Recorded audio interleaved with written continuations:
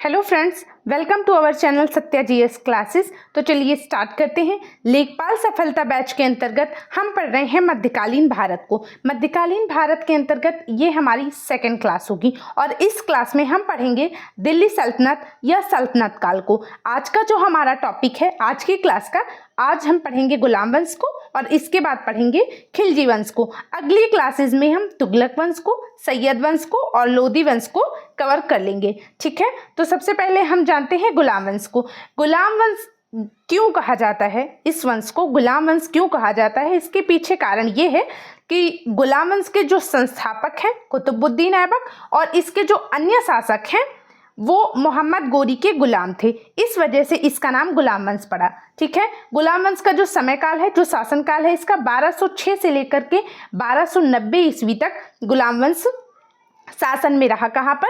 दिल्ली सल्तनत में। इसके बाद आता है खिलजी वंश। दिल्ली सल्तनत का दूसरा वंश है खिलजी वंश। खिलजी वंश के जो संस्थापक हैं वो हैं जलालुद्दीन फिरोज खिलजी और इसका समय है 1290 से लेकर 1320 ईस्वी। अगला है तुगलक वंश, जो कि खिलजी वंश के बाद सत्ता में आता है। तुगलक वंश के संस्थापक गयासुद्दीन तुगलक हैं और इसका समय जो है ये 1320 से लेकर के 1414 ईस्वी तक रहता है। ठीक है, अगला है सैयद वंश। सैयद वंश के संस्थापक खिज्र खान हैं और इनका समय है 1414 से 1451 ईस्वी। ठीक है, और अंतिम वंश है सल्तनत का लोधी वंश और इसके संस्थापक हैं बहलोल लोधी और इसका समय है 1451 से लेकर 1526 ईस्वी। इसके बाद भारत में मुगल काल शुरू हो जाता है। ठीक है, गुलाम वंश के बारे में अगर हम डिटेल में जानें तो गुलाम वंश के जो संस्थापक हैं उनका नाम है कुतुबुद्दीन ऐबक। कुतुबुद्दीन ऐबक ऐसे शासक हैं जिन्होंने सुल्तान की उपाधि धारण नहीं की। ठीक है, तो इस बात को याद रखना। गुलाम वंश के पहले शासक और दिल्ली सल्तनत के पहले शासक कुतुबुद्दीन ऐबक ने सुल्तान की उपाधि धारण नहीं की थी। गुलाम वंश के पहले शासक हैं मलिक व सिपह सालार की पदवी से स्वयं को संतुष्ट रखा। इनकी जो उपाधि है, इन्होंने जो पद धारण किया था मलिक और सिपह सालार के पद धारण किए थे, इन्होंने स्वयं को सुल्तान घोषित नहीं किया। ठीक है, कुतुबुद्दीन ऐबक की मृत्यु कब होती है? 1210 ईस्वी में होती है। चौगान खेलते समय घोड़े से गिर करके इनकी मृत्यु हो जाती है। कुतुबुद्दीन ऐबक की उपाधियां जो कि फेमस है और पूछी जाती हैं, एक तो है कुरान ख्वां, दूसरा है लाख बख्श, क्योंकि ये लाखों में दान करता था इसलिए इसको लाख बख्श कहा गया और इसकी उदारता के कारण इसे हातिम ताई की भी उपाधि दी गई है। कुतुबुद्दीन ऐबक की जो राजधानी है वो लाहौर थी, ना कि दिल्ली। तो याद रखना, इनकी राजधानी दिल्ली नहीं थी बल्कि लाहौर थी। किसकी? कुतुबुद्दीन ऐबक की। अब हम बात करते हैं कुतुबुद्दीन ऐबक द्वारा कराए गए निर्माणों के बारे में। ठीक है, जैसे कुव्वत उल इस्लाम मस्जिद है, कहाँ पे बनवाई थी? तो दिल्ली में बनवाई थी कुव्वत उल इस्लाम मस्जिद। दूसरा है कुतुब मीनार। कुतुब मीनार की नींव रखी थी ऐबक ने, इसको पूरा नहीं कर पाए थे। इसको पूर्ण करने का जो कार्य है वो इल्तुतमिश ने किया था, तो ये बात भी याद रखना। अगला है 2.5 दिन का झोपड़ा, कहाँ पर बनवाया था? तो अजमेर में बनवाया था। ठीक है, तो इनके निर्माण कार्य में कुव्वत उल इस्लाम मस्जिद है, मोस्ट इंपॉर्टेंट है, कुतुब मीनार है और 2.5 दिन का झोपड़ा है, तो याद रखना।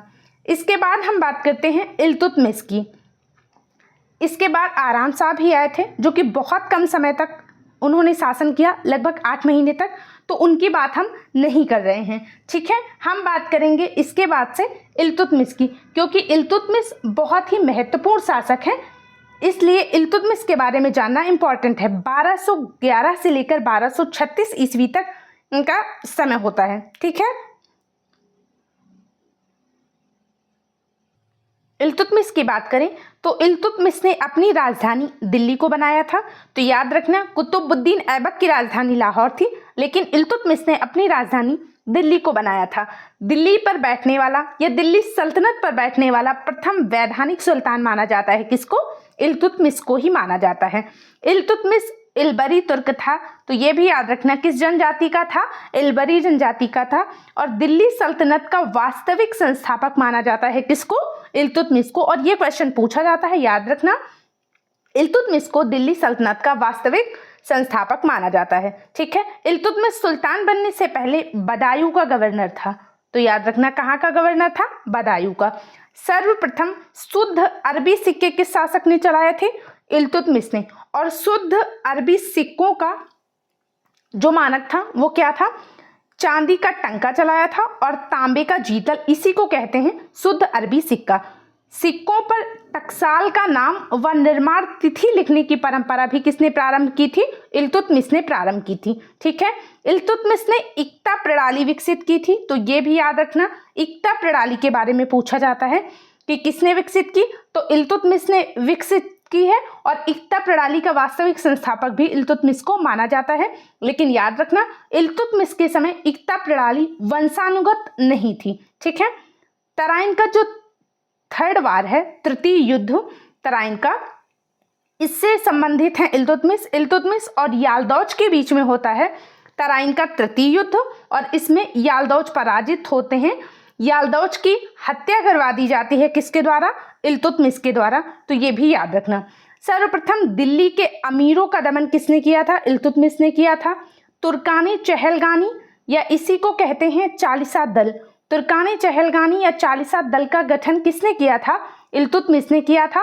और 1236 ईस्वी में इल्तुतमिश की मृत्यु हो जाती है। ठीक है, फिर हम बात करते हैं इल्तुतमिश के महत्वपूर्ण निर्माण कार्य के बारे में।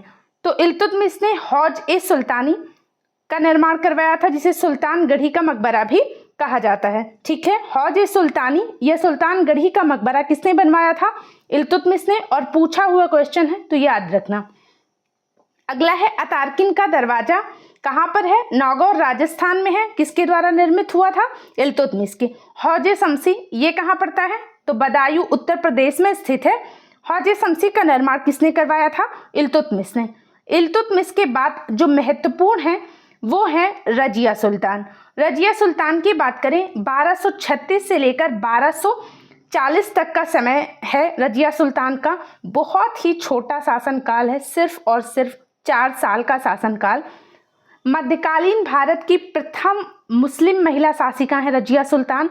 गद्दी पर बैठते समय कुबा और कुलाह धारण करती थी। कुबा यानी कोट और कुलाह यानी कि टोपी। कोट और टोपी पहनकर ये दरबार जाती थी। मलिक जमालुद्दीन याकूत को अमीर आखूर नियुक्त किया था रजिया सुल्तान ने। तो सवाल पूछा जाता है कि अमीर आखूर किसको नियुक्त किया था? तो जमालुद्दीन याकूत को। और अमीर आखूर का मतलब होता है अश्वशाला का प्रधान। ठीक है, एतगीन को बनाया था बदायूं का गवर्नर। किसने? रजिया सुल्तान ने। और अल्तुनिया को भटिंडा का सूबेदार बनाया था रजिया सुल्तान ने। और अल्तुनिया से आगे चलकर ये शादी भी कर लेती हैं। ठीक है, रजिया के खिलाफ प्रथम विद्रोह किसने किया था? तो जो प्रथम विद्रोह है वो किया था कबीर अयाज खान ने। किसके खिलाफ? रजिया के। रजिया सुल्तान के जो वजीर थे उनका नाम मुजहबुद्दीन था, तो ये भी याद रखना। रजिया ने अपने सिक्कों पर उम्दत उल निस्बा की उपाधि धारण की थी। किसने? रजिया ने। उम्दत उल निस्बा इंपॉर्टेंट है और नया फैक्ट भी हो सकता है आपके लिए, तो याद रखना। उम्दत उल निस्बा की उपाधि धारण की थी किसने? रजिया ने अपने सिक्कों पर। बलबन को अमीर शिकार का पद प्रदान किया गया था रजिया के समय। रजिया के बारे में एल्फिंस्टन लिखते हैं कि रजिया यदि महिला नहीं होती तो उसका नाम भारत के महान शासकों में होता। ये लिखा था किसने? एल्फिंस्टन ने। फिर हम बात करते हैं मुइजुद्दीन बहराम शाह की। 2 सालों तक इनका शासनकाल रहा। नायब ए मुमलकत का नया पद सृजित किया किसने? मुइजुद्दीन बहराम शाह ने। सुल्तान के बाद दिल्ली सल्तनत में सबसे शक्तिशाली पद माना जाता था कौन? नायब ए मुमलकत का पद। इसको किसने सृजित किया था? मुइजुद्दीन बहराम शाह ने। दिल्ली सल्तनत का प्रथम नायब बना कौन था? तो वो एतगीन था। ठीक है, प्रथम नायब ए मुमलकत का पद किसको मिला था? एतगीन को मिला था। फिर हम बात करते हैं अलाउद्दीन मसूद शाह की। इसने क्या किया था? शासन की समस्त शक्तियां चालीसा दल को सौंप दी थी। ठीक है, किसने? अलाउद्दीन मसूद शाह ने। अमीर हाजिब का पद प्रदान किया था इसने किसको? बलबन को। बलबन के बारे में इंपॉर्टेंट है इसलिए थोड़ा याद रखना। ठीक है, अमीर हाजिब का पद प्रदान किया था अलाउद्दीन मसूद शाह ने। किसको? बलबन को। और ये भी याद रखना कि बलबन ने 1246 में अलाउद्दीन मसूद शाह की हत्या भी करवा दी थी। ठीक है, और नासिरुद्दीन महमूद को दिल्ली सल्तनत का सुल्तान नियुक्त किया। किसने? बलबन ने। फिर हम बात करते हैं नासिरुद्दीन महमूद के बारे में। इसका जो शासनकाल है 1246 से लेकर 1265 तक रहता है। इसका? नासिरुद्दीन महमूद का। बलबन ने अपनी पुत्री का विवाह किया था नासिरुद्दीन महमूद से और समस्त शक्तियां हासिल कर ली थी खुद। ठीक है, यानी कि शासक तो नासिरुद्दीन महमूद था, लेकिन शासन कौन चला रहा था पीछे से? बलबन। बलबन को नायब ए मुमलकत का पद प्रदान किया था नासिरुद्दीन महमूद ने और उलूग खान की उपाधि दी थी। किसको? बलबन को। महमूद को इसके साधारण जीवन के कारण दरवेश राजा की उपाधि दी जाती है। तो याद रखना, गुलाम वंश के शासक हैं नासिरुद्दीन महमूद और इनको दरवेश राजा की उपाधि दी गई है इनके साधारण जीवन के कारण। फिर हम बात करते हैं बलबन की।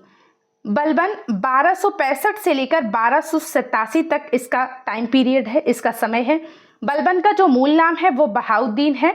बलबन भी इल्तुतमिश का गुलाम था और इल्तुतमिश के द्वारा बनाए गए चालीसा दल का सदस्य भी था। कौन? बलबन। ठीक है, चालीसा दल का सदस्य बलबन था और बलबन ने ही चालीसा दल का विनाश किया। तो ये भी याद रखना, चालीसा दल का विनाश किसने किया है? बलबन ने किया है। गयासुद्दीन बलबन के नाम से ये सुल्तान बनता है। इसने यानी बलबन ने स्वयं को नायब एक खुदाई का पद दिया और जिल्ले इलाही की उपाधि धारण की थी। किसने? बलबन ने। जिल्ले इलाही को पर्रे इज़्दी भी कहा जाता है, तो याद रखना जिल्ले इलाही की उपाधि धारण करी थी। किसने? बलबन ने। पर्रे इज़्दी की उपाधि किसने धारण करी थी? बलबन ने। और स्वयं को नायब एक खुदाई पद से नवाजा था। किसने? बलबन ने। ठीक है, बलबन के राजत्व सिद्धांत की बात करें तो रक्त व लौह की नीति अपनाई थी बलबन ने। सिजदा व पाबोस प्रथा की शुरुआत करी थी। किसने? बलबन ने। और ये बहुत इंपॉर्टेंट है। ठीक है, रक्त व लौह की नीति ये भी बलबन ने अपनाई थी। सिजदा व पाबोस प्रथा की शुरुआत बलबन ने की थी और फारसी त्योहार नौरोज उत्सव मनाना भी प्रारंभ किया था अपने दरबार में। किसने? बलबन ने। ठीक है, दीवाने अर्ज नामक सैन्य विभाग की स्थापना भी बलबन ने की थी और दीवाने वरीद नामक गुप्तचर विभाग की स्थापना भी की थी। दीवाने अर्ज बहुत ज़्यादा इंपॉर्टेंट है, तो याद रखना, दीवाने अर्ज नामक सैन्य विभाग की स्थापना किसने की थी? बलबन ने की थी। ठीक है, आगे चलते हैं। बलबन ने सीरी नामक नया नगर बसाया था। सीरी नामक नया नगर किसने? बलबन ने बसाया था। बलबन के दरबार में फारसी के प्रसिद्ध कवि अमीर खुसरो, जिसे तोताए हिंद कहा जाता है, और अमीर हसन देहलवी, जिसे भारत का सादी कहा जाता है, ये दोनों रहते थे। कहाँ पे? बलबन के दरबार में। अमीर खुसरो और अमीर हसन, तो दोनों को याद रखना। बलबन ने सुल्तान को ईश्वर का प्रतिनिधि कहा है। बलबन कहते हैं कि सुल्तान पृथ्वी पर ईश्वर का प्रतिनिधि है। ठीक है, और सुल्तान का निरंकुश होना आवश्यक है। ये बात कौन कहता है? बलबन। ठीक है, फिर हम बात करते हैं गुलाम वंश के अंतिम शासक की, जो कि है सैमुद्दीन कैमुर्स। ठीक है, अब हम चलते हैं खिलजी वंश पर। खिलजी वंश का जो समय है वो 1290 से लेकर 1320 ईस्वी तक है। ठीक है, गुलाम वंश का समय कितना था? 1206 से लेकर के 1290 ईस्वी, और खिलजी वंश का 1290 से स्टार्ट होता है 1320 ईस्वी तक। खिलजी वंश के संस्थापक कौन है? जलालुद्दीन फिरोज खिलजी खिलजी वंश के संस्थापक हैं। जलालुद्दीन फिरोज खिलजी ने अपनी राजधानी किलोखरी को बनाया था, तो ये भी याद रखना। और इनके बारे में ये है कि दिल्ली सल्तनत के सबसे बुजुर्ग सुल्तान थे जलालुद्दीन फिरोज खिलजी। ठीक है, झाइन का युद्ध ये भी आपके लिए नया होगा। 1291 में हुआ था झाइन का युद्ध। किसके बीच में? जलालुद्दीन फिरोज खिलजी और हमीर देव के बीच में हुआ था, और हमीर देव जीत जाते हैं झाइन का युद्ध, तो याद रखना। जलालुद्दीन फिरोज खिलजी ने मालवा अभियान किया था 1294 में। देवगिरी अभियान किया था 1294 में। यहाँ गलती से 1900 लिख गया है, सॉरी। 1294 में देवगिरी अभियान। ठीक है, देवगिरी अभियान 1294 में किया था। शासक कौन थे देवगिरी के? तो रामचंद्र यादव देवगिरी के शासक थे। इसने ईरानी फकीर सीदी मौला की भी हत्या करवाई थी। किसने? तो जलालुद्दीन ने। ठीक है, जलालुद्दीन फिरोज खिलजी ने। आगे चलते हैं और हम बात करेंगे अब अलाउद्दीन खिलजी की। जलालुद्दीन की हत्या किसने करी थी? करवाई थी जलालुद्दीन की हत्या अलाउद्दीन खिलजी ने, और फिर ये शासक बन बैठा। कौन? अलाउद्दीन खिलजी। 1296 से लेकर 1316 तक इसका समय था। अलाउद्दीन खिलजी का बचपन का नाम अली या गुरसास्प है। ठीक है। सुल्तान बनने से पहले अलाउद्दीन खिलजी कड़ा मानिकपुर का सूबेदार था। इसका राज्याभिषेक होता है लाल महल दिल्ली में। ये लाल महल दिल्ली का बलबन ने बनवाया था। तो ये भी प्रश्न पूछा जाता है कि लाल महल का निर्माण किसने करवाया था? बलबन ने करवाया था। तो इसका राज्याभिषेक बलबन के लाल महल में होता है। इसकी उपाधियां इंपॉर्टेंट है अलाउद्दीन खिलजी की। सिकंदर द्वितीय या सिकंदर सानी इसने अपने सिक्कों पर अंकित करवाया था, सिकंदर सानी। ठीक है। सिकंदर द्वितीय भी अलाउद्दीन खिलजी को कहा जाता है। खलीफा का नायब, विश्व का सुल्तान, जनता का चरवाहा और युग का विजेता, ये सारी उपाधियां अलाउद्दीन खिलजी की हैं और इम्पॉर्टेंट हैं, तो याद रखना। ठीक है। अलाउद्दीन खिलजी ने सेना को नगद वेतन देने एवं स्थायी सेना की नींव रखी थी, और स्थायी सेना को हस्म ए मुतर्रब कहा जाता था, ये भी याद रखना। ठीक है। घोड़ा दागने व सैनिकों का हुलिया लिखने की प्रथा की शुरुआत किसने करी थी? अलाउद्दीन खिलजी ने। अलाउद्दीन खिलजी ने भू राजस्व की दर बढ़ा के 1/2 भाग कर दिया था। पूछा जाता है कितना? 50% कर दिया था। ठीक है। मूल्य नियंत्रण प्रणाली या बाजार नियंत्रण प्रणाली को दृढ़ता से लागू किया था अलाउद्दीन खिलजी ने, तो याद रखना। इसने धर्म पर राज्य का नियंत्रण स्थापित किया था। किस पर? धर्म पर राज्य का नियंत्रण। ठीक है। उलेमा वर्ग के प्रभाव से ये मुक्त रहा। और अलाउद्दीन खिलजी के बारे में, इसने उत्तर भारत को जीतकर प्रत्यक्ष शासन स्थापित किया था। किसने? अलाउद्दीन खिलजी ने। जबकि दक्षिण भारत को जीतकर वहां से केवल वार्षिक कर वसूला, यानी कि दक्षिण भारत पर इसने अप्रत्यक्ष शासन स्थापित किया था। अलाउद्दीन खिलजी के शासनकाल में मंगोलों ने सर्वाधिक 6 बार आक्रमण किया था, और मंगोल आक्रमण से बचने के लिए अलाउद्दीन खिलजी ने 1304 ईस्वी में सीरी फोर्ट की स्थापना की थी, तो इसको भी याद रखना। भूमि की वास्तविक आय पर राजस्व निश्चित करने वाला पहला सुल्तान था अलाउद्दीन खिलजी, और भारत का प्रथम मुस्लिम शासक भी था। ठीक है। अलाउद्दीन खिलजी के प्रमुख अभियान की बात करें तो गुजरात आक्रमण किया था। कब? 1299 ईस्वी में। यहाँ का शासक कौन था? कर्ण बघेल। अलाउद्दीन के सेनापति थे नुसरत खान और उल्गू खान। गुजरात आक्रमण में अलाउद्दीन के 2 सेनापति थे, नुसरत खान और उल्गू खान। गुजरात विजय के दौरान ही नुसरत खान ने मलिक काफूर को खरीदा था, और इनको 1000 दिनारी की उपाधि भी दी गई थी। किसको? मलिक काफूर को। तो ये भी याद रखना। 1000 दिनारी किसे कहा जाता है? मलिक काफूर को कहा जाता है। अलाउद्दीन खिलजी का जैसलमेर अभियान कब का है? तो 1299 का है। सबसे पहले गुजरात अभियान, फिर जैसलमेर अभियान। रणथंबोर अभियान कब का है? 1301 ईस्वी का है। रणथंबोर के शासक कौन है? हमीर देव हैं। फिर है इनका वारंगल अभियान, 1303 और 1308 में 2 बार किया था। फिर है द्वार समुद्र अभियान, 1310-11 ईस्वी में। द्वार समुद्र के शासक कौन थे? बीरबल थे। और देवगिरी आक्रमण सबसे चर्चित आक्रमण है अलाउद्दीन का। देवगिरी आक्रमण एक बार तो 1296 में किया था। ठीक है। कब? जलालुद्दीन के शासनकाल में। स्वयं अलाउद्दीन ने इसका नेतृत्व किया था देवगिरी आक्रमण का, जब ये शासक नहीं था तब। और इसके बाद दूसरी बार जब देवगिरी आक्रमण किया तो मलिक काफूर के नेतृत्व में किया गया था। उस समय अलाउद्दीन के शासनकाल में 1306-7 ईस्वी में हुआ था, तो इसको भी याद रखना। ठीक है। फिर हम बात करते हैं अलाउद्दीन द्वारा सृजित नवीन पद की, जैसे सहनाए मंडी, ये बाजार का अधीक्षक था। दीवाने रियासत, ये व्यापारियों पर नियंत्रण करता था। परवाना नवीस, ये वस्तुओं के परमिट जारी करता था। और इन सब का संबंध जो बाजार नियंत्रण प्रणाली लागू की थी अलाउद्दीन ने, उससे था, तो ये भी याद रखना। ठीक है। दीवाने मुस्तकरार, ये राजस्व विभाग है। इसकी भी स्थापना किसने करी थी?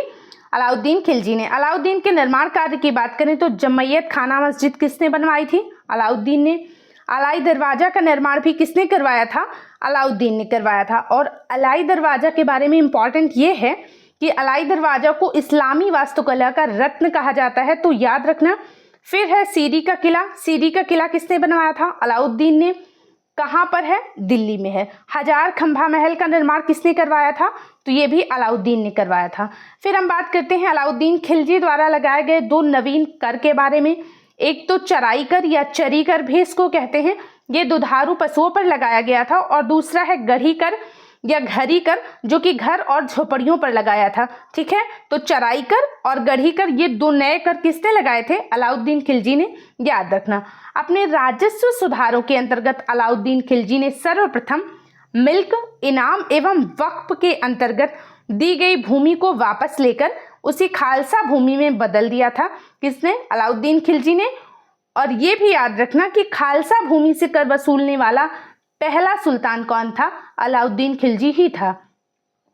अलाउद्दीन खिलजी के बारे में जोधपुर ताम्रपत्र लेख में लिखा गया है कि अलाउद्दीन के देवतुल्य शौर्य से संपूर्ण धरती कंपायमान हो उठी। ये लिखा है जोधपुर ताम्रपत्र लेख में। ठीक है, जैन मुनि कनक सूरी लिखते हैं कि अलाउद्दीन द्वारा जीते गए किलों की गणना कौन कर सकता है? ये बात किसने लिखी है? जैन मुनि कनक सूरी ने। अलाउद्दीन खिलजी ने अकाल के समय अनाज वितरण हेतु राशनिंग प्रणाली प्रारंभ की थी। इंपॉर्टेंट है, याद रखना। राशनिंग प्रणाली किस मध्यकालीन शासक ने प्रारंभ की थी? अलाउद्दीन खिलजी ने। और अनाज भंडारण हेतु गोदाम भी स्थापित किए थे। फिर हम बात करते हैं मुबारक शाह खिलजी के बारे में। इसकी जो उपाधियां हैं वो इंपॉर्टेंट है। एक तो मुबारक शाह खिलजी स्वयं को खलीफा बोलता था। ठीक है, तो इसकी उपाधि खलीफा है। याद रखना। अल इमाम, उल इमाम और खिलाफत उल्लह, ये भी इसकी उपाधियां हैं। किसकी? मुबारक शाह खिलजी की। मुबारक शाह खिलजी की हत्या कर दी जाती है नासिरुद्दीन खुसरव शाह के द्वारा।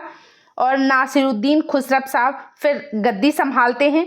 स्वयं को पैगंबर की सेनापति की उपाधि से नवाजा। किसने?